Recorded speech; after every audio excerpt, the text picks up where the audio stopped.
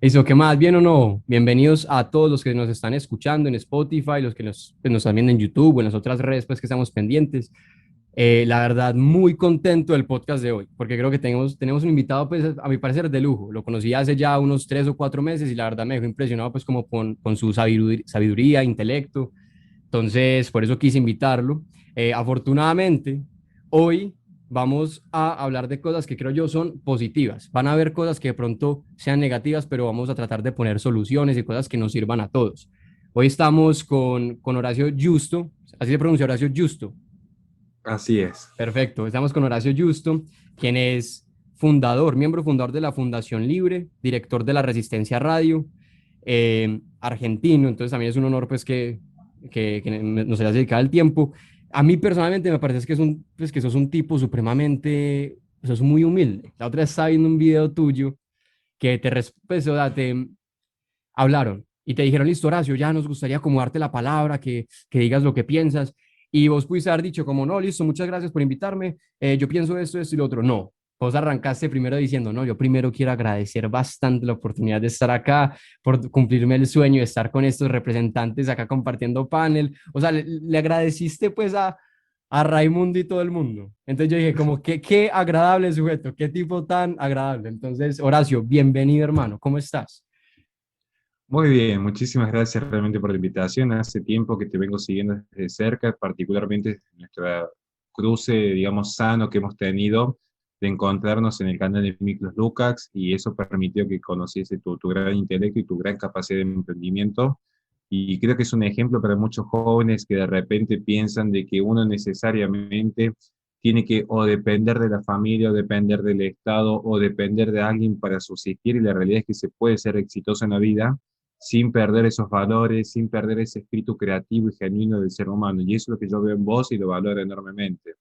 Y Genial. respecto a lo que me planteas de la humildad, aclaro desde ya, la humildad nunca es tirarse a menos, sino es ser realista. Y hoy vamos a hablar un poco de la realidad. Hay con cuestiones negativas y con cuestiones positivas, pero la humildad es ser realista de dónde está posicionado uno, qué es lo que sucede hoy en Colombia, qué es lo que sucede en Argentina o en Perú, digamos. O sea, es como que las personas de repente no saben dónde están, y siempre es bueno un poco de memoria, un poco de historia para decir, bueno, de dónde venimos y hacia dónde vamos. Genial. Entonces, planteé algunas preguntas que tienen que ver con coyuntura actual, que no solo tienen que ver con Colombia, sino con varios países de Latinoamérica. Entonces, yo creo pues que ahí hay bastante para hablar. Yo primero quería como, o sea, cuando vos ves la cultura actual, la forma en la que nos comportamos, la forma en la que pensamos, la forma en la que nos relacionamos con los demás, pero la cultura, hablo de la cultura la sudamericana o latinoamericana, ¿cuál es como tu primera lectura sobre nuestra cultura? Claramente hay cosas que hacemos bien, también debe haber cosas que hacemos mal, entonces, ¿cuál es tu lectura? ¿Qué piensas vos? A grandes rasgos, primero voy a enfatizar un punto específico, quizás me demore 30 segundos, pero creo que es importante para el que esté escuchando, para la audiencia, entender este punto. A veces se habla de cultura y no se dice, bueno, ¿qué es la cultura realmente? A veces damos por sentado que cultura puede ser desde una obra de Beethoven, lo cual es cierto, hasta la forma en la que bailan en Colombia, lo cual también es cierto, digamos, porque la cultura tiene tres grandes acepciones, y las tres acepciones coexisten simultáneamente. La concepción que es elitista, entiéndase, una persona culta que acumuló conocimiento y se separó del ego, se separó de aquellas bases iletradas. Esto es propio del Renacimiento del siglo XVI, lo que se ha cultivado en la mente, de ahí viene la palabra cultura. Y esto es importante porque la política siempre cosecha lo cultivado en este plano. Luego tenemos una concepción que es más propio de la estética. Recuerden que el espíritu humano se desenvuelve en tres grandes expresiones: la filosófica, la científica y la artística. Bueno, la cultura también hace esta visión artística, aunque comparte rasgos también con la ciencia y la filosofía, pero para eso ya tenemos que entrar a la tercera concepción. ¿Cuál es? La sociológica, la descripción de la sociedad, pero no cualquier tipo de descripción, porque poco importa describir las características genéticas de uno, por dar un ejemplo concreto, sino cómo se desenvuelve uno con el otro, donde ahí sí puede ser, bueno, discrimino a alguien por su color de piel, o por ejemplo, tenemos ciertas formas de rezar en determinadas partes con un determinado culto, por dar otro ejemplo. Entonces, estas tres concepciones son importantes porque así se entiende que coexisten. Y hoy podemos hablar de la cultura, se llama la cultura latinoamericana. Yo prefiero a veces hablar por una cuestión propia de lo que yo considero que es lo válido, hispanoamericana, porque compartimos algunos conceptos con el viejo continente. Y diríamos que es ese campo subjetivo en el cual se desarrollan el credo, las formas de vida, las ideologías, la idiosincrasia de la comunidad. Y Latinoamérica es hermosa. Vamos a ser más generosos. Hispanoamérica es realmente hermosa. ¿Por qué? Porque es de las partes en el mundo en donde se puede dar ese concepto de patria grande. Y no en esa versión chavista que tanto daño le ha hecho a la región, sino en ese verdadero concepto de que si uno viaja a Colombia o viaja a Córdoba, Argentina, quizás haya diferencias en las tonadas. Y se note, de hecho, estas son bastante agradables. Digo, pero hay una suerte de fe compartida. Incluso hasta los que son ateos tienen una tendencia a decir, bueno, creemos en la solidaridad, creemos en el respeto a la propiedad, creemos que es bueno respetar esos preceptos negativos heredados de la cristiandad, no robarás, no matarás, no abusarás, no mentirás. Entonces, tenemos a su vez en esta región una cultura muy fuerte, incluso en términos jurídicos, compartimos esa herencia del derecho romano, los principios vulpianos, procurar bien y evitar el mal, vivir honestamente, dar a cada uno lo suyo, un principio elemental en la justicia retributiva, y más como vivimos en nuestra cultura actualmente. Y luego tenemos el fenómeno que es justo, que no me quiere ir a la parte jurídica, así que lo vamos a saltar, porque tendría que ponerme a explicarlo. Digo, pero lo que importa en este punto es que la cultura, como vemos hispanoamericana, está sentada en lo que podemos definir rápidamente.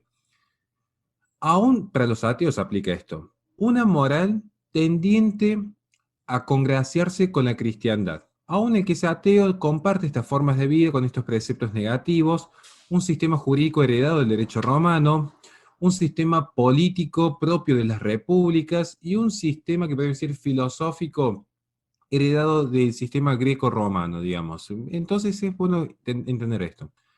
Y esto quizás está en jaque hoy en día. Hoy quizás en el siglo XXI, en pleno globalismo, en un auge de las izquierdas que están constantemente floreciendo en distintas partes del mundo, que terminan siendo funcionales a un macroimperio como puede ser en este momento, y se viene rápidamente a la mente la ONU, aunque no tenga poder decisivo, es muy particular la estructura del derecho internacional. Lo cierto es que hoy estas culturas están llamadas a desaparecer. ¿Por qué? Y con esto quisiera como cerrar para que se entienda. Porque hemos visto que hay un florecimiento de grandes virtudes en la cultura hispanoamericana. Insisto, la solidaridad, la vecindad, el sentir comunitario, el sentido de pertenencia, la historia, la tradición, el credo.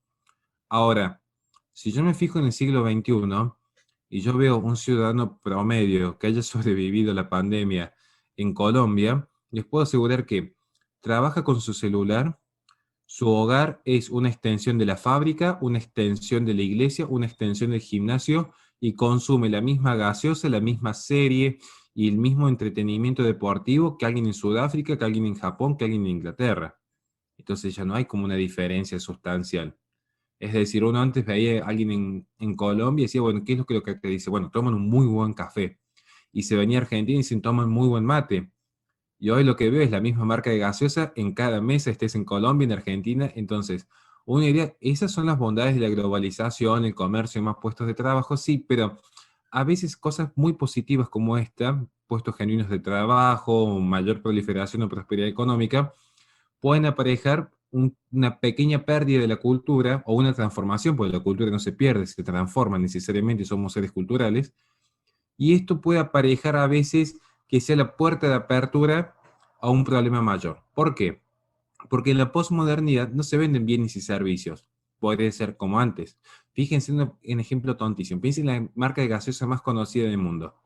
Antes, uno seguía siendo argentino y compraba esa gaseosa, pero se comía un asado y en Colombia tomaban un café y tomaban esa gaseosa en la plaza, pero cada uno mantenía lo que realmente creía que era moralmente válido. Hoy esa marca de gaseosa vende una idea totalmente progresista en su publicidad, al igual que otras productoras de televisión o que todos saben a cuál me refiero que se ve en stream. Entonces, hoy lo que se vende en la postmoderna son ideas, y a su vez ideas identitarias, que llaman a reemplazar esta cultura. Entonces, ¿qué es lo que sucede? Una cultura totalmente debilitada Es decir, una cultura donde la persona ya no sabe quién es, porque esta es la pregunta de fondo, ¿quién soy? Si uno ya no sabe quién es, ¿qué es lo que es? Una masa totalmente moldeable para el tirano de turno, para la empresa transnacional de turno, para el corrupto de turno. Después veremos quién ocupa este lugar. Lo cierto es que la persona que no sabe quién es, porque forma parte de una masa donde cuando todos piensan igual es porque nadie está pensando. Y este es un riesgo. Cuando las culturas ya se vuelven tan difuminadas, siempre hay alguien que domine. Naturalmente, es un ejercicio de poder, para bien o para mal. Ahora, cuando ya Colombia vive igual que el argentino, cuando vive igual que el sudafricano, que el inglés, bueno, ¿quién está fogoneando esto? ¿Y quién se beneficia? ¿Qué pasa con una sociedad que no sabe quién es, que ya no sabe cuál es su tradición, su identidad, su patria? Queda a merced, queda el individuo ya sin saber quién realmente va a significar lo que es, porque él mismo ya no puede dar una respuesta. No me quisiera extender, pero creo que para esa es mi lectura. Es una cultura muy sana la hispanoamericana, una cultura próspera. Ustedes ven un ejemplo concreto, a veces parece que alguien se enamora de otras culturas porque se vende esa moda, pero ustedes piensen que la cultura hispanoamericana llega a América, por dar este ejemplo concreto, llega con universidades, con hospitales, con la Biblia. Otras culturas llegan a Oriente con opio, con guerras. Entonces, uno tiene que decir, bueno, hay que poner todo en balanza, no solo la propaganda que siempre dice que somos del 90.º mundo, que Latinoamérica es del tercer mundo, que somos lo peor. No, de hecho yo no creo así. Yo tengo un gran amor propio, entonces creo tanto realmente en el amor a uno mismo que digo, hay que rescatar lo bueno que tenemos. Perfecto. Ahí, como pues vos dijiste, hay unas cosas que son bastante positivas, pues hablaste bien de Latinoamérica, que es algo que no ocurre normalmente. Y también mencionaste algunos aspectos, como que, por ejemplo, estamos llegando a nuestra identidad. O sea, estamos de alguna forma tratando sí, nos estamos moldeando, estamos tratando de copiar algo más que viene de otro lado, que de pronto no comulga con lo que realmente hemos sido históricamente. Entonces, esas cosas que hemos estado haciendo mal, eh, ¿cómo las podemos solucionar? O sea, de alguna forma, ¿cuál sería como la orientación correcta que nosotros deberíamos tener en nuestros hogares, en nuestros comportamientos, que nos lleven por un mejor camino al que tal vez estamos teniendo? Excelentísima pregunta porque muchas veces pasa, y este es el gran desafío de los intelectuales, y aclaro desde ya, yo no soy intelectual, lo repito siempre, yo simplemente soy un comunicador, transmito lo poco que he recibido, aclaro desde ya. Pero el gran desafío es que, si uno se fija, para los grandes intelectuales siempre les es muy fácil describir el problema. Desde Foucault, cuando analiza la microfísica del poder, hasta Gramsci cuando analiza la superestructura, hasta Marx cuando analiza la forma en la que se desenvuelven las relaciones económicas. Siempre es fácil describir el problema. El problema es, bueno, ¿cómo prescribo ahora una solución? Porque para criticar, eso sí que es propio de la cultura latinoamericana, el criticar desde la tribuna. Al que está haciendo la cancha le tiran piedras. Ahora, eso es muy propio. Eso también hay que rescatar a veces como esa pequeña piedrita que tenemos en la región. Pero bien, ¿cuál sería quizás el camino más sano? Porque hay muchas formas de resolverlo. Uno trata de buscar la forma más sana, la forma más prudente, prudente como Ícaro, digamos. Ni tan bajo como una larva para ser absorbido por Poseidón, ni tampoco coqueteando en ser como dioses para que Apolo quemase las alas. Uno tiene que ser un vuelo prudente y mesurado. Entonces, ¿qué es lo que se necesita?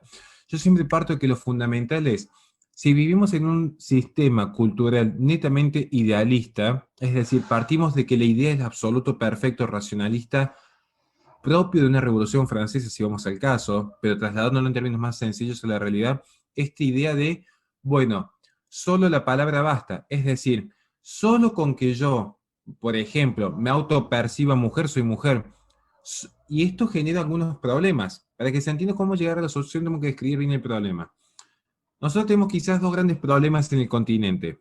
Para que se entienda, en la región de Latinoamérica quizás tenemos dos grandes problemas que son heredados de este idealismo. El idealismo es decir, bueno, no existe nada objetivo, no existe nada externo, no existe nada concreto allá afuera. Lo que existe es cómo nosotros interpretamos lo que está allá afuera. Y desde la palabra y el discurso construimos la realidad. Bueno, este quizás es el problema principal que tiene la región. Y esto se expresa en dos grandes falacias. ¿Cuáles son las dos grandes falacias que atraviesa hoy el ciudadano promedio? la falacia de la suma cero y la falacia de la agregación. ¿Qué es lo que es la falacia de suma cero? Porque van a ver que yo hablé en abstracto todo este tiempo, vamos a lo concreto. Falacia de suma cero. Es presuponer que si a alguien le fue bien es porque otro ha sido ilegítimamente desposeído. Ejemplos concretos. Si Pedro Lopera está prosperando en su emprendimiento, es porque seguramente está explotando a algún pobre trabajador. Si Pedro Lopera tiene éxito, por ejemplo, con las mujeres, es porque es un hombre blanco, heterosexual y machista, y están todas las damas totalmente alienadas en este sistema heteropatriarcal. Si a Pedro Lopera le ha ido bien en la vida, es porque su familia había desposeído de bienes a las demás familias en Colombia. Y así funciona la falacia suma cero. Ustedes fíjense en cómo es el discurso genuino y propio del 99% de la política en esta región. A nosotros nos falta porque alguien nos quitó. Si Latinoamérica está fundida, esto lo tomamos de Galeano, que de hecho se retracta al final de su vida, pero si Latinoamérica está mal es porque los países anglosajones la explotaron, porque la corona española le robó el oro, porque el hombre blanco colonizó mentalmente a los indígenas de la región. Esta es la idea de suma cero. Este es un problema grave. Y luego viene la falacia de la agregación, que esto también es heredado de la Revolución Francesa. Dicen, bueno, la libertad es buena. ¿Estamos de acuerdo? Sí. La igualdad es buena. Y estamos de acuerdo. Y la fraternidad es buena. Sí. Bueno, agreguemos. Es como que yo dijese, bueno, comer un alfajor es bueno, usar el celular es bueno, andar en bicicleta es bueno. Entonces yo agrego todo. Y mientras estoy usando el celular voy comiendo el alfajor mientras manejo la bicicleta en una avenida. Y no sé si será tan bueno agregar todo al mismo tiempo. Esa es la falta de prudencia. Entonces, este problema del idealismo, creer que todo desde la razón se va a arreglar. Tenemos un problema con la democracia, ¿cómo se soluciona? Con más y mejor democracia. Tenemos un problema con la izquierda, ¿cómo se soluciona? Profundicemos y radicalicemos la izquierda. Tenemos un problema con el socialismo, ¿cómo se soluciona? Bueno, mayor justicia social, mayor distribución de bienes, mayor socialismo para la región. Entonces, esto, ¿qué es lo que genera? Una idea, me parece que es exagerado. No es tan exagerado si uno lo hace el siguiente fenómeno. Colombia durante su tiempo, durante mucho tiempo, agregó ideas. Nunca se definió, ni de izquierda ni de derecha, nunca se definió. Entonces, agregaba ideas de izquierda, después agregaba ideas de derecha y así. Entonces era una tibieza, porque era un poco de agua fría con un poco de agua caliente.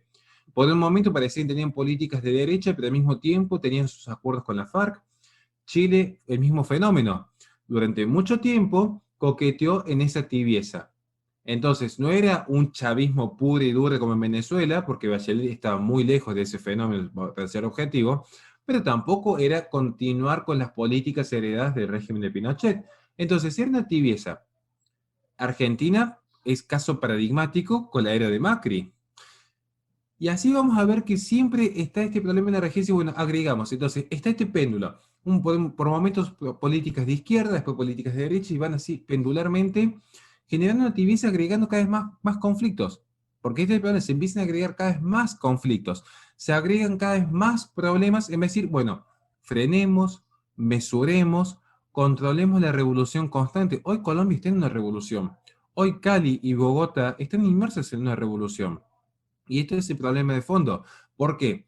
Porque hay un problema, entonces vienen la gente, por dar un ejemplo, aquellos que emulan ciertas prácticas de Black Lives Matter, aparecen ciertos activismos ecologistas, aparece un reclamo que podría ser legítimo de los docentes, se acumula el reclamo de las feministas, empiezan a acumularse, y se acumula, y se agrega, y cada uno cree que agregando sus conflictos al conflicto principal va a solucionar el conflicto, en realidad lo estamos profundizando cada vez peor, y ni hablar si consideramos ciertas cuestiones con Venezuela que tiene su injerencia, dicho sea de paso. Entonces, este es el gran problema de la región. ¿Cómo se resuelve?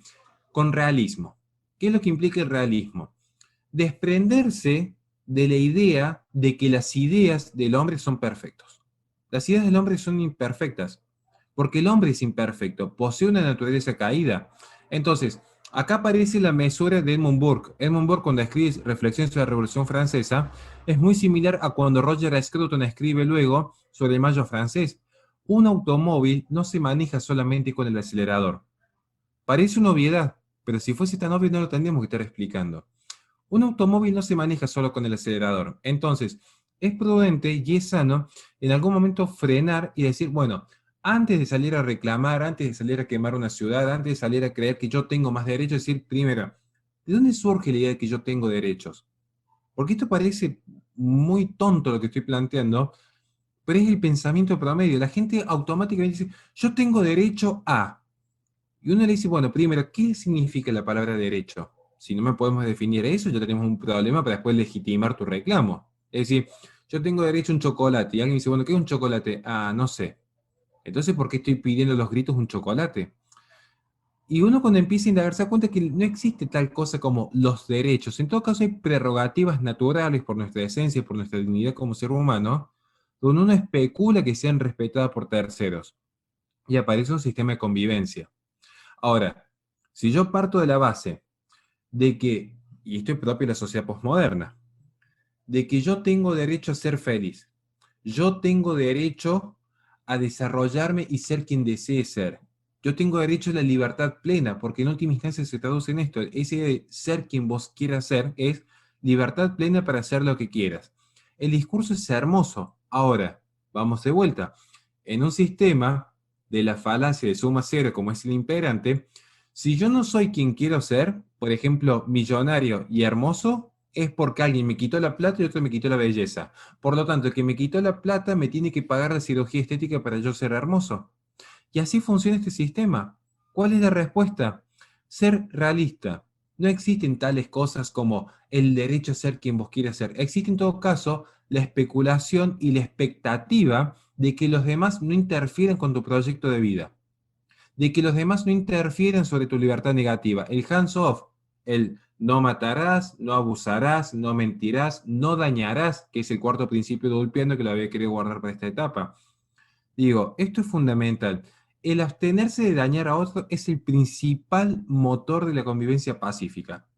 Y ahí se van a dar cuenta que uno cuando realmente dicen, ¿por qué tendrías más derecho, por ejemplo, a ser rico? Si la gente en el mercado no está dispuesto, por ejemplo, a pagar más por tu servicio, porque simplemente tiene la libertad de, como yo con mi hija, cuando yo elijo comprarle un juguete a mi hija en un lado y no en otro, no es solamente por el precio, es por un montón de factores. Si le gusta a ella, si me gusta a mí, porque a veces quiere ayudar. Yo de hecho soy de los que compran juguetes artesanales para ayudar, aunque sean más caros, al que está emprendiendo. ¿Por qué le voy a comprar una empresa multinacional? ¿Por qué voy a, se entiende? Yo, por ejemplo, no compro productos chinos. ¿Por qué voy a comprar un producto que está siendo financiado con mano de obra esclava en Oriente? Prefiero pagar un poco más y darle trabajo a los que tienen a los empleados en buenas condiciones dignas.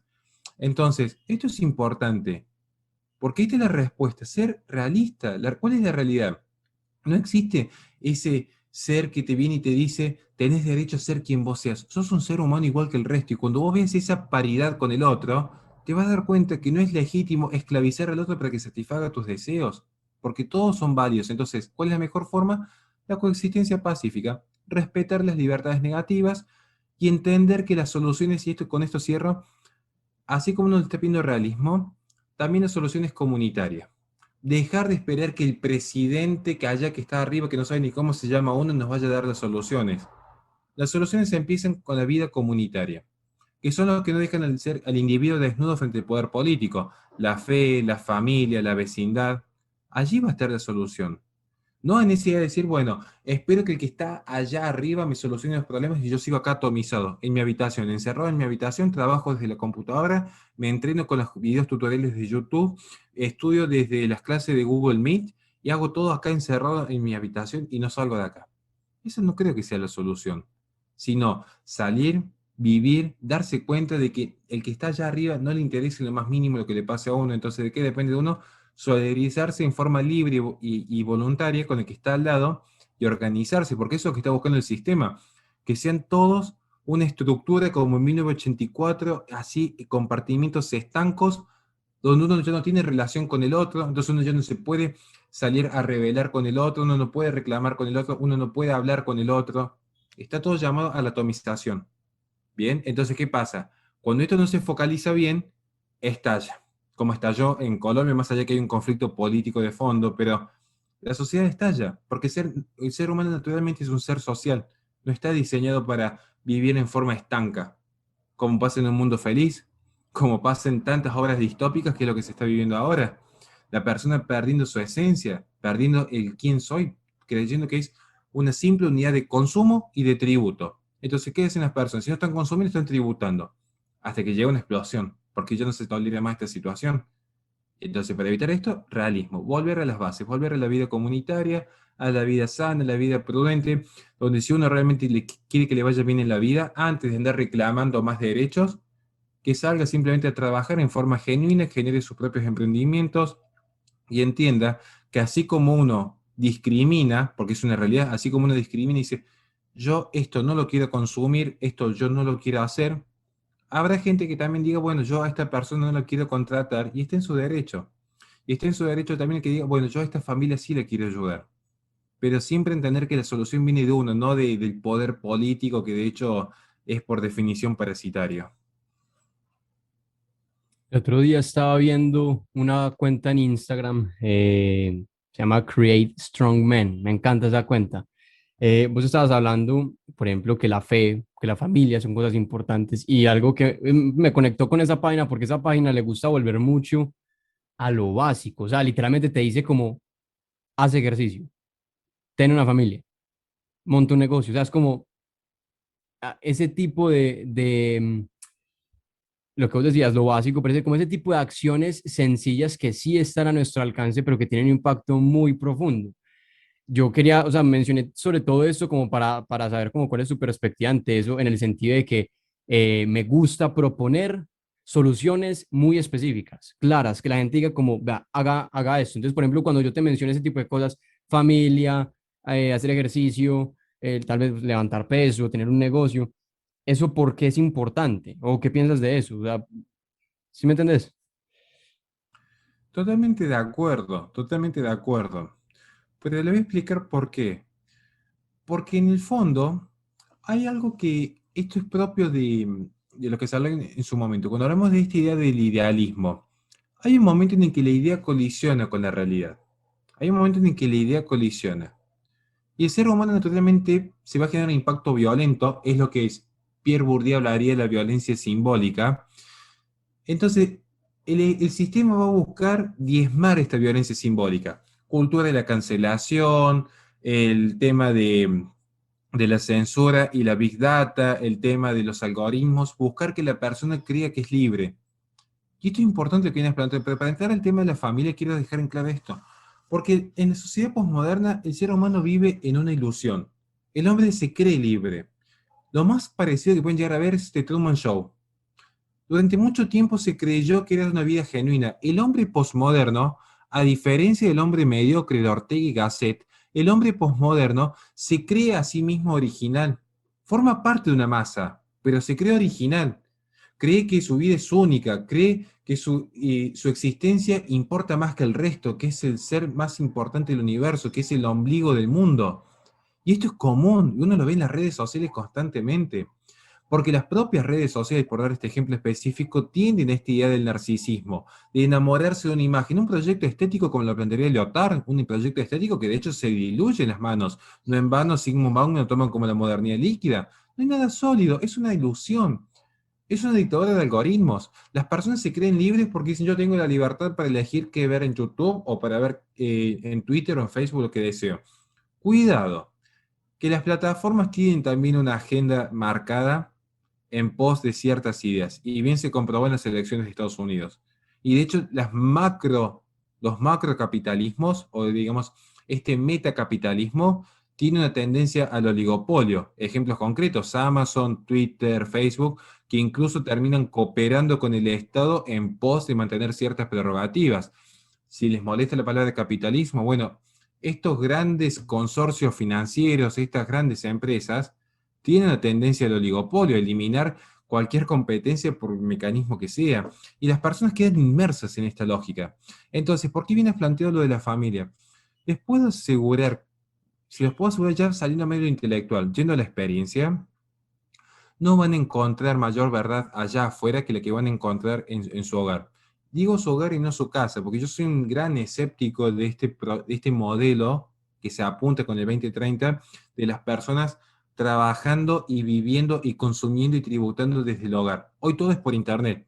se pagan impuestos por internet, se hacen trámites por internet, se compra por internet. A ver, algunos no han sabido sacar ventaja. Yo, de hecho, vivo de lo que me genera YouTube, por dar un ejemplo, con mis 3 canales, digamos. Entonces, sería como un poco hipócrita de mi parte quejarme de esto, pero lo que sí quiero marcar es, en el hogar, que no es solamente las 4 paredes de concreto, sino en el hogar que es la relación con los hijos, particularmente, les puedo asegurar que hay más verdad allá afuera con los hijos que con las miles de horas de entretenimiento que pueden tener ustedes en el mundo virtual. Y se los puedo asegurar, porque es algo real y concreto el hijo. En el mundo virtual, el canal de Pedro Lopera o el de Horacio Justo, mañana simplemente por una decisión discrecional de algún directivo puede desaparecer. Y nosotros sabemos que en este mundo nosotros no somos los dueños del medio de producción ni cerca. De hecho, seríamos los empleados si vamos al caso, y empleados por comisión encima. Entonces, nosotros sabemos que las reglas son así, las aceptamos, nos arriesgamos, es lo que creemos, digamos, creemos que este es el camino, no depender de nadie y buscar nuestro destino. Ahora, lo cierto es que si a mí, yo, Horacio Justo, en diciembre me llevan a Colombia a hacer una gira y a presentar mi libro. ¿Por qué me llevan? Por mi libro, porque me conocen. Y cuando me llaman a dar una conferencia, ¿por qué me llaman? Bueno, por mi trabajo en la fundación. Y cuando me llevan a un canal de televisión y por lo que estoy generando en la radio aquí en Córdoba. O sea, siempre estoy en función de... Es más, cuando me llevan a competir en una competencia de artes marciales, es por cómo peleo. Porque si no fuese bueno, no me llevarían. Hay un solo lugar en el que va a haber una persona que siempre me va a aceptar independientemente de mis caídas, que es mi hija. Entonces ahí está la verdad. Porque yo no estoy en función de lo que hago, sino en función de quién soy. Por eso a mí cuando me preguntan, ¿cuál es tu currículum vitae? ¿Quién sos? Bueno, yo soy el papá de la niña más linda del mundo. Ese es mi currículum. ¿Qué le interesa a la gente que estudié, cuánto escribí, cuántos reconocimientos tengo, cuántas veces estuve becado en Chile? Eso es una cuestión accesoria, eso no me define quién soy. Porque yo sería igualmente de feliz con o sin eso. No, ahora, cambia la fórmula si yo saco a mi hija. Ahí sí que cambia la fórmula. Pero el resto es accesorio. Por eso yo le digo a la gente, ¿realmente quieren vivir en libertad? Hay un mundo que te está ofreciendo libertad. Hay un mundo que le dijo a las mujeres, bueno, emancipate fisiológicamente, emancipate políticamente, emancipate económicamente, sé libre. Y vino la revolución sexual, y vino un fallo financiado por la Fundación Playboy, y le dijeron a las mujeres, sé quien vos desees, crecé. Le dicen, vos tenés que aspirar a más económicamente, vos tenés que aspirar a más políticamente, libérate del hogar, libérate del yugo de los hijos, porque los hijos te arruinan el cuerpo, porque ya de repente no vas a poder dormir de noche, porque ya de repente los hombres no te van a ver como te veían antes, porque los hombres ya no te van a desear. Libérate de todo esto. Y de hecho es la persona más esclava de todas. Miren, si no, el final de Jolemit Firestone. Cuando yo digo que llegan a los 42 años con un ataque depresivo, con 40 gatos alrededor, tomando clonazepam y totalmente solas, no es una caricatura, es una realidad de cómo han terminado muchas feministas que lamentablemente han fallecido y se encuentran sus cuerpos 2 meses después porque se ve que no las quería nadie. Entonces, ¿qué es lo que uno apunta? No es denigrar el trabajo, pero tampoco caigan en la lógica de decir, vivo para trabajar. Trabajen en forma digna para vivir dignamente, porque es algo digno realmente llevar el pan a la mesa con el sudor de la frente. Ahora, no caigan en las lógicas de decir, solo el mercado me va a salvar, porque ni el mercado ni el Estado, porque el mercado y el Estado lo ven a uno como un elemento más en la estructura. Esto es lo que generó la filosofía en el siglo XX, el estructuralismo. Cada ser humano ya no es un homo deus, como dijo el antropocentrismo. Es una larva más. Está allí un engranaje. Desaparece el engranaje y viene otro. Así de sencillo. ¿O acaso alguien conoce un club de fútbol donde se fue un jugador de fútbol y dice, bueno, ahora cerramos el club porque este club ya no puede seguir existiendo sin este gran jugador? Dejó de meter goles, bueno, le cuelgan la camiseta, lo aplauden un rato y el mundo sigue girando. Pero ese jugador, cuando se apagaron los gritos de ovación, se acabaron las fotos, le quedó la familia. Y eso es lo que le va a quedar a cada uno al final del día. Entonces, no es degradar la propiedad privada. De hecho, Russell Kirk, un gran conservador americano que yo admiro muchísimo, sostiene, no hay libertad sin propiedad privada, naturalmente. Ahora, todo en su justa prudencia, todo en su justa medida.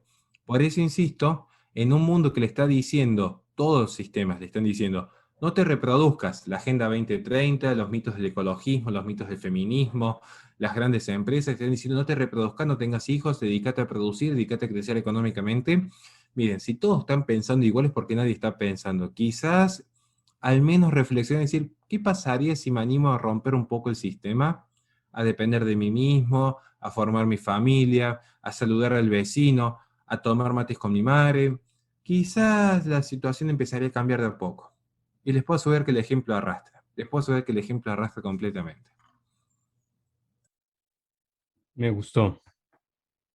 Horacio, pues en los días recientes pues hemos visto varias manifestaciones en Colombia que han generado mucha incertidumbre. Hay personas que tienen como una sensación de caos, unos afirmando que el gobierno los está matando, otros afirmando que hay infiltrados rompiendo sus negocios, destruyendo su hogar, su transporte público, o sea, como casi que acabando la vida de ellos, pues, o por lo menos todo lo que está alrededor de ellos.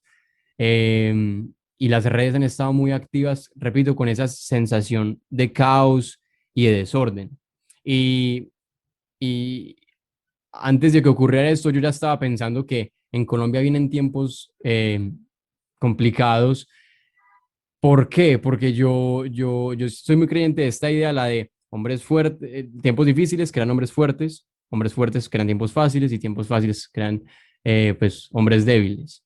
Y creo que estamos en este momento en el punto como de los hombres débiles. Si bien Colombia nunca llegó a gozar del alto desarrollo de muchos países en el mundo, si no es mi generación, si es una generación que creció con mejores oportunidades que las de mis padres. Te voy a poner un ejemplo. Yo he logrado ir al colegio sin ningún problema y afortunadamente todos mis compañeros del colegio están vivos. Mi papá creció en la época de Pablo Escobar. Para él y además en Medellín, ¿sabes? Somos acá de Medellín. Para él era normal llamar a mi mamá a decirle, mi amor, ya llegué a mi casa, no me cogió ningún bombazo, nadie me mató, llegué a mi casa y a mí nunca me ha tocado decir como ese tipo de cosas.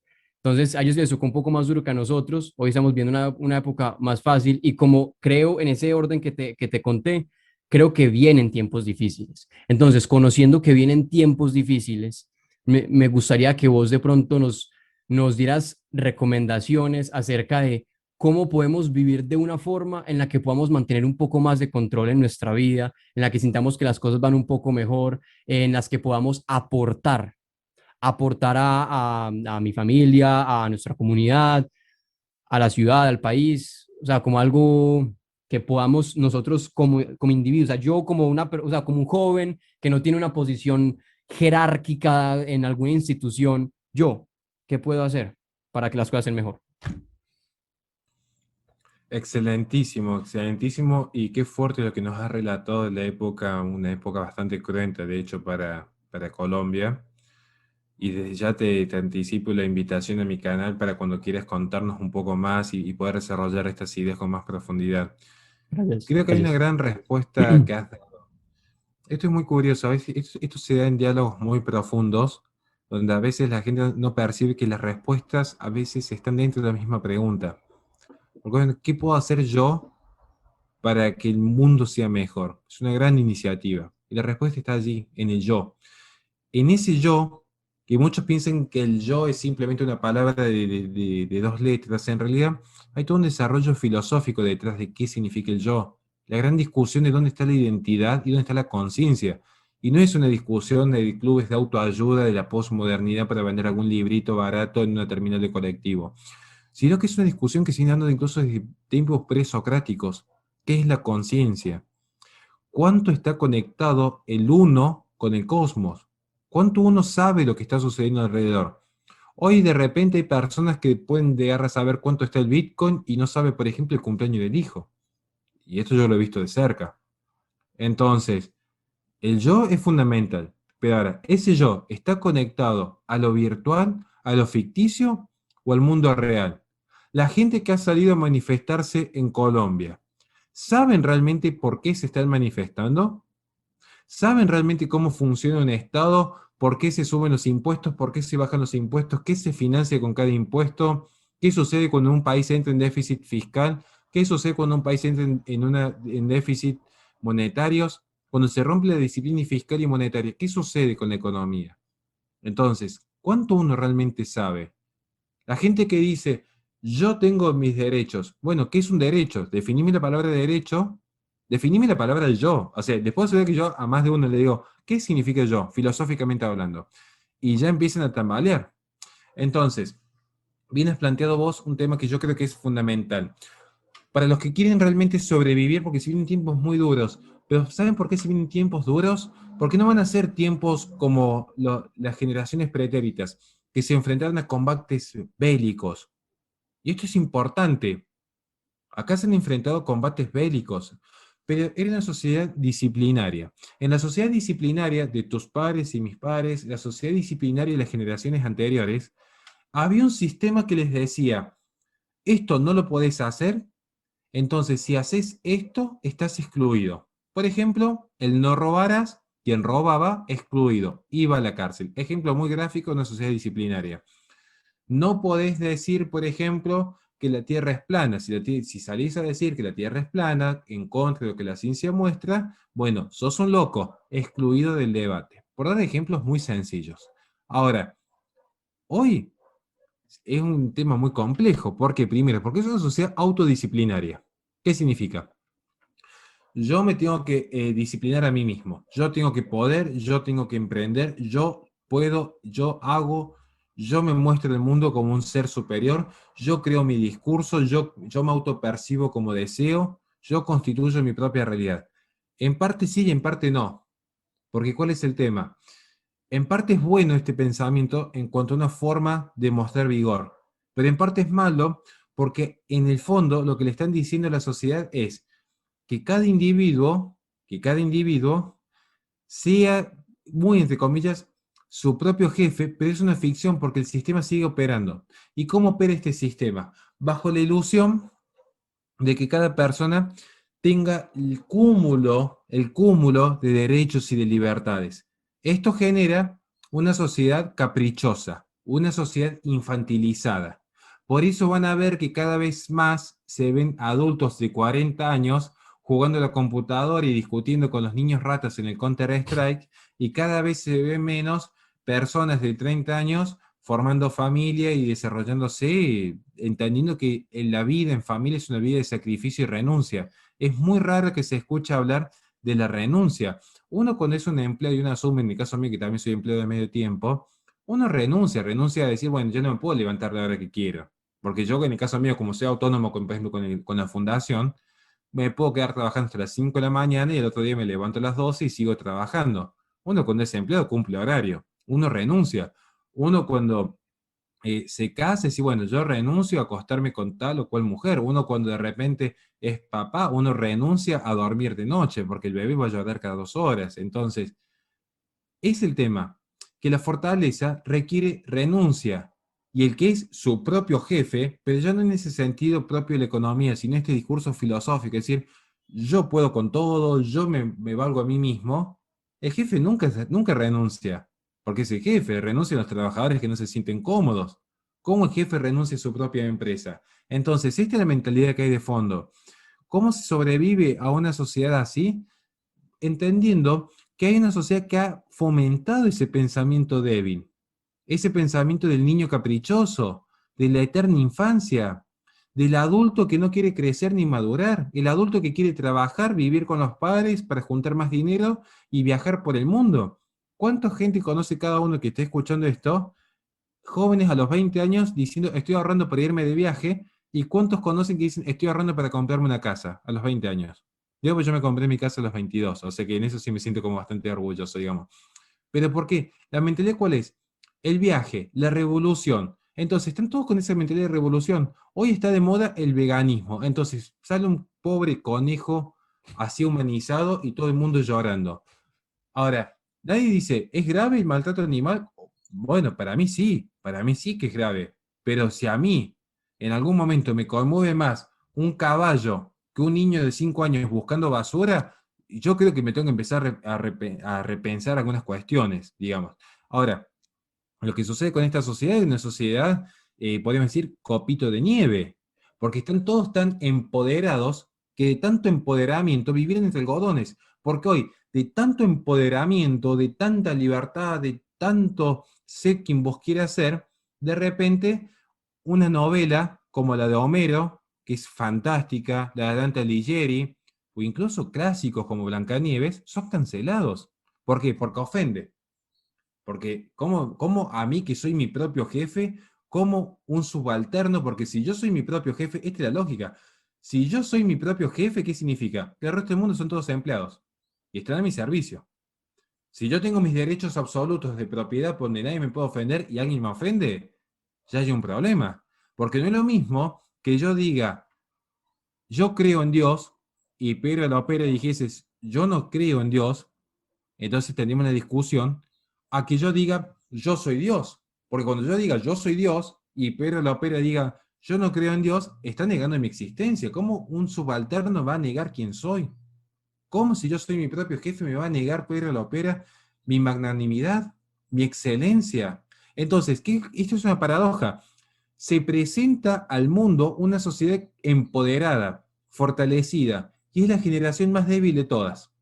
Tan débil que los ofende una novela escrita hace 5.000 años atrás, tan débil que los ofende un poema griego, tan débil que los ofende una obra literaria de Dante Alighieri, los ofende un beso de un príncipe a una princesa en un cuento para niños.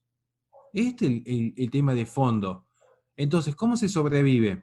Siendo realista. ¿Cuál es la realidad? Que yo no soy menos que nadie.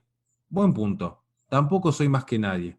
Entonces, como hay una puja de deseos, hay que aprender a vivir en tolerancia. ¿Y quién tolera? El que es humilde. El soberbio es el que dice, no, ¿cómo me vas a ofender? Uno tiene que aprender a tolerar. A ver, esta es la historia de la vida, vamos al caso del cristianismo. Así, bueno, tiene que ponerle otra mejilla. Porque, ¿qué pasa? Uno tiene que saber cuáles son los límites. Los límites, vamos de vuelta, es cuando ya empieza el campo de acción sobre el propio ser, digamos. En el no robarás, no abusarás, no mentirás, no dañarás. ¿Se entiende? Ahora, si alguien expresa una idea que a mí me resulta, en el caso mío, ofensiva, entre comillas, porque las ideas no ofenden, lo que me ofendería sería un ataque a mi persona, una difamación, eso sería ofensivo. Si yo empiezo a hablar mal de la empresa de Pedro Lopera, lo estoy perjudicando económicamente porque le estoy quitando clientes, lo estoy injuriando. Pero las ideas, si Dios existe, si Dios no existe, si el marxismo es bueno, si el marxismo es malo, no tienen por qué ofender, se tienen que discutir. Entonces, ¿qué pasa? Cuando uno está inseguro, y esto lo se ve en las artes marciales, la persona insegura, ¿cuál es la persona más insegura? La que se sube al ring y empieza a tirar 20.000 millones de golpes y cuando no pegó ninguno lo abraza el contrincante. Porque dice, no le puedo pegar, entonces que no me pega a mí tampoco. Y así funciona la sociedad moderna. ¿Y qué tiene que hacer uno? Prudencia, estabilidad, la fortaleza espiritual, aprender a ser tolerantes, aprender a vivir de lo propio y no de lo ajeno, y no me refiero solo a los que viven del Estado, sino a tener sus propias ideas, no andar copiando ideas que le dijeron de allá afuera, decir, bueno, el colonialismo ideológico, las causas de Black Lives Matter, el feminismo radical, aprender a tener criterio propio, empezar a ver las incoherencias y decir, a ver, está todo bien con ellos, que sigan predicando su progresismo allá, yo formo mi familia, yo tengo mi emprendimiento, yo me llevo bien con mi comunidad, yo me involucro en política porque el lugar que no ocupe uno lo va a ocupar un corrupto, naturalmente, yo me involucro en la vida comunitaria y yo tengo mi fe. A ver, no estoy diciendo que tengan que ser ni católicos ni cristianos, sino tengo un punto moral, algo que me dice lo que está bien y lo que está mal, porque si no caemos en el relativismo y eso es lo más peligroso de todo. Entonces, ¿cuál es la solución para mí para crear hombres fuertes? Que tengan un punto moral que les diga que está bien y que está mal, que se vinculen y sobre todo, y con esto cierro, el mayor consejo que les puedo dar, también por gran experiencia en esto, tengan un para qué morir. Porque es muy curioso, y esto lo tomo en Heidegger. El ser humano en la modernidad le tiene un terror a la muerte, le tiene pánico a la muerte.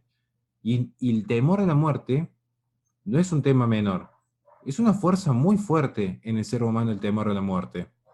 A tal punto que fíjense en que el temor a la muerte, en esta sociedad empoderada, libre, autónoma, llena de seres fortalecidos por el sistema político, vino un virus y automáticamente todo el mundo se encerró, porque había que salvar vidas, ese era el discurso, había que ser solidario, y no fue ni solidaridad ni salvar vidas, es que tenían miedo a morirse.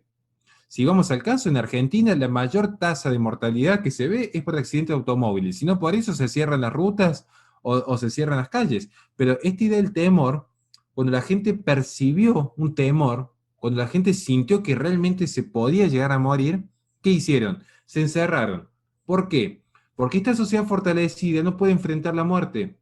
Porque uno cuando tiene para qué morir, en el caso mío van a ver que siempre en los videos jamás salgo con una biblioteca de fondo, es siempre con la manito de mi hija y con la cruz. Yo ya tengo un para qué morir. Entonces yo salgo al mundo diciendo, bueno, como tengo un para qué morir, tengo un por qué vivir. Y como yo tengo un por qué vivir, vivo tranquilo. Y yo digo, uy, si hay un conflicto, ¿qué hago? Bueno, me tocará pelear. Pero si me va mal, ¿qué le vamos a hacer? Por lo menos vamos a morir de pie. Y no encerrados. ¿Por qué? Porque ¿quién se encierra? ¿Quién tiene miedo a morir?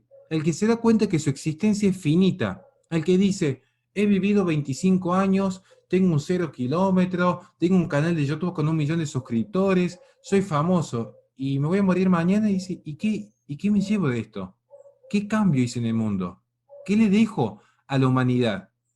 Porque cuando se enfrentan al último segundo de vida, se dan cuenta que su vida es un pestañeo. Cualquiera que nos esté escuchando empieza y diga, ¿cuántos se acuerdan de su niñez?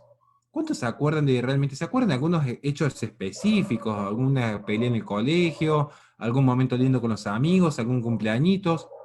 La vida es un pestañeo. Les puedo asegurar que la vida pasa de forma fugaz.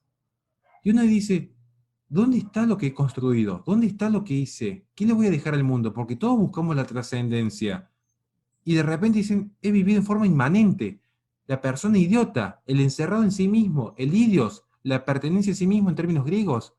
Es decir, ¿qué hice no por los demás? ¿Qué hice por mí mismo? ¿Qué hice para darle un sentido de trascendencia a mi existencia? Y ahí entra el temor.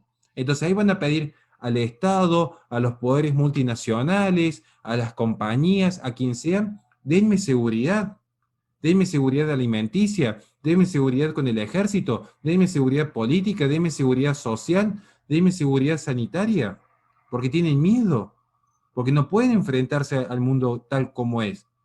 Y esta es la historia de la humanidad, pero se profundiza en la posmodernidad, porque acá el hombre se cree libre, y eso es lo peor de todo, que bajo la ilusión de la libertad se instauró la peor tiranía. ¿Quiénes van a resistir? Los que sean realistas, que es un mundo cruel, que es un mundo avaro, que es un mundo desleal, pero es un mundo por el que vale la pena vivir. Y es un mundo por el que vale la pena morir, y es un mundo por el que vale la pena pelear. Entonces, ¿quiénes van a salir fortalecidos? Los que le quieren dejar a las futuras generaciones un lugar mejor que el que les tocó. No van a ser esos que digan, a mí me tocó nacer en Venezuela, qué injusto. No, bueno, a ver, sí, es injusto, lamentablemente, pero algo tenés que hacer. Estás en Colombia y es injusto lo que está pasando, sí, pero algo vas a hacer. Es como decir, porque yo cuando empecé artes marciales el más grandote me pegaba a mí, entonces yo le voy a pegar al más chiquito, yo también voy a ser igual de idiota. No, podés cambiar las cosas. Dios te puso ahí para ver qué podés hacer vos con eso. Seguirte quejando y relamiendo las heridas o decir, bueno, me levanto y vamos a ver qué pasa. Y si te caes, te caes. No vas a ser ni el primero ni el último que se cae. Pero por lo menos te fuiste de pie y no arrodillado con miedo a la muerte. Eso, perdón si me extendí, pero quería dejar ese mensaje final. No, no, no tengo, no salgo en mi canal de YouTube con libros atrás o con una biblioteca, salgo con la mano de mi hija y con la cruz. Esa frase me encantó. No, o sea, es que la verdad, me voy a tomar el atrevimiento de decirte algo. Yo tuve la oportunidad de visitar Dinamarca en el 2019, a inicios de 2019, y visité una iglesia, obviamente iglesia protestante, pues, pero era hermosa y yo sentí mucha paz allá adentro. Yo te tengo que confesar que sentí en esa conversación el mismo nivel de paz. O sea, hubo momentos de la conversación donde creo que aportaste cosas que a mí me hicieron sentir muy bien y espero pues que las personas que hayan escuchado también. Entonces yo creo que sería arrogancia mía tratar de agregar algo más a lo que vos agregaste. Entonces quiero que lo dejemos ahí y quiero que también nos digas, Horacio, ¿dónde podemos encontrarte en redes sociales? ¿Cómo podemos seguirte, aprender más de vos? ¿Tenés algún libro que debamos comprar? ¿Algo que vamos a escuchar tuyo? Bueno, en primer lugar, agradecerte enormemente la oportunidad de estar en estos espacios. Insisto, te vengo siguiendo hace tiempo, creo que sos de esas personas que le hacen bien al mundo. Yo soy convencido de que sos, Gracias, hombre. porque siempre insisto, hay muchos que buscan la propia fama, más suscriptores y a veces con mensajes que no son de los mejores. Son pocos los que lo hacen genuinamente y por convencimiento. Y a mí un caballero que se para en la vida convencido de lo que hace ya inspira respeto, porque está convencido. Y la persona convencida les puedo asegurar que es la más difícil de torcer. Así que para mí es un honor haber compartido este espacio. Espero que sea la primera de tantos intercambios que mantengamos y que estés en mi canal. Sobre mis redes sociales, todas son Horacio Justo. Particularmente donde más interactúo, bueno, en Instagram, quien me escribe siempre respondo, naturalmente. Y todos los días escribo alguna reflexión o algo que sea de interés público, trato de actualizarme constantemente. Y en YouTube, Horacio Justo. Así de simple. Y respecto al libro, ya sale a fin de mes. Es sorpresa todavía la tapa, el título, porque se lo he cambiado como 3 veces. Ya está listo para la editorial. Eso sale a fin de mes. Y en Colombia estaremos confirmado a comienzos de diciembre, si Dios quiere, con una pequeña gira por allí. Así que también va a ser sorpresa que la organización y cómo nos vamos a desenvolver. Entonces, a todos los que quieran comprar el libro y quieren aprender más de Horacio, pues ya saben, lo siguen en redes sociales. Por favor, masivamente todos vayan a seguirlo. El libro, o sea, síganlo para que cuando salga el libro, pues se enteren y puedan comprarlo. ¿Y en Colombia dónde vas a estar? Ah, bueno, no, me dice que era secreto. Bueno, voy a estar pendiente entonces para poder conocerte en persona y estar ahí presente. Entonces, Horacio, te quiero agradecer mucho que en vez de dedicarle tiempo, por ejemplo, a tu hija y a otras cosas que de pronto pueden ser más importantes, nos dedicaste hoy tiempo a compartir tus palabras. Gratitud total, te mando un abrazo enorme, espero tu familia esté todo excelente y te deseo y les deseo lo mejor. Muchísimas gracias de corazón, realmente. Dale, pues, suerte.